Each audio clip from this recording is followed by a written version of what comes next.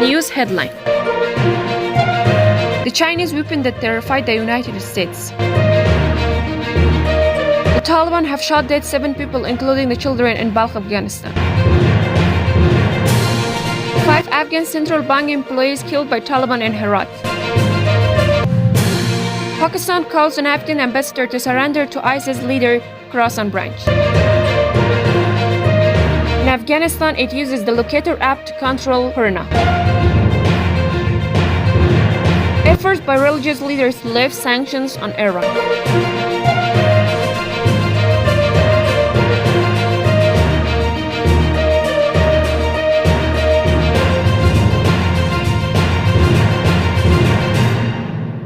The Chinese weapon that the United States is terrified of, the QBZ-95-1 light machine gun, is one of the Chinese most advanced light weapons. This weapon has a strange and far-fetched appearance, but its capabilities are very high. This gun fires 5.8mm bullets and has a very high range.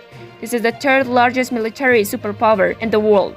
According to forecasts, China can reach the power of Russia and the United States in the next few years. With the development of QBZ-95-1, the Chinese army has been able to make great strides in the production and supply of light weapons and has taken new steps in the regard. Until now, most of the United States, Russia, and Germany have shown their ability to produce light and machine gun weapons. But China has also recently entered the file.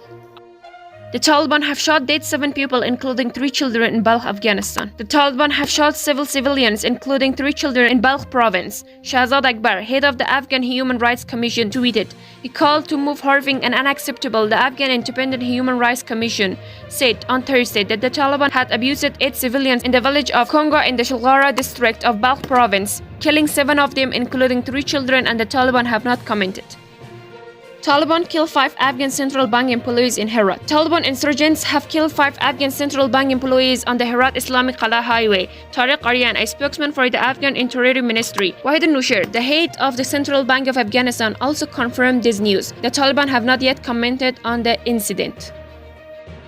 Pakistan calls on Afghanistan ambassador to surrender the ISIS leader Khorasan branch. Pakistan's foreign ministry said in a press release today that Atafa Mashal had summoned Afghanistan's ambassador to Islamabad to demand the extradition of Aslam Faruqi, the leader of the ISIS branch in Khorasan, to Afghanistan. On April 4, the Afghan National Security Agency said in a statement that Aslam Faruqi, the leader of the Khorasan branch of the Islamic State of Iraq and the Levant ISIS, had been arrested along with 19 other fighters in southern Afghanistan. It is clear to the Afghan ambassador that he is concerned about groups' activities in Pakistan, which is very clear.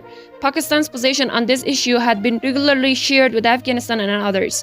The Pakistani Foreign Ministry said the Afghan ambassador was also reminded that Aslam Faruqi was involved in anti-Pakistan activities in Afghanistan and he should be extradited to Pakistan for further investigation. Corona in Afghanistan using an app that shows the status of infected people. The Afghan Ministry of Communication has announced that the construction of application to identify the situation of people with corona in the country. Afghan Telecommunication Ministry Fahima Hashimi told a joint news conference today, Thursday, April 12, that the app would show the number of people with corona and the density of virus in different parts of the city. Mr. Hashimi added that the application will also provide users with information on how to prevent the diagnosed diseases. Afghanistan's Minister of Communication says another feature of the app is internal evaluation. He explained that users will get a relative result from their health issues by answering a few questions.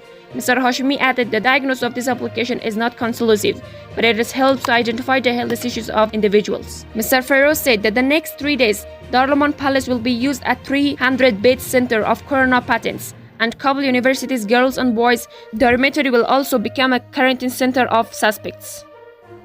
Efforts to lift sanctions on Iran. Religious leaders wrote letters to Trump. Religious leaders announced that the world have sent a letter to the President of the United States, urging him to lift sanctions against Iran amid the outbreak of corona.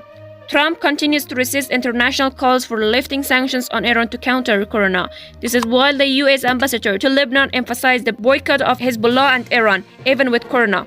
The U.S. ambassador to Lebanon in policy denied the possibility of using sanctions against Hezbollah given the outbreak of the corona and the economic crisis in Lebanon and defended the sanctions. The U.S. Secretary of State also said that the Iran would remain under sanctions and that Tehran should change its behavior and that the Iranian people should understand the importance of taking steps to change their regime.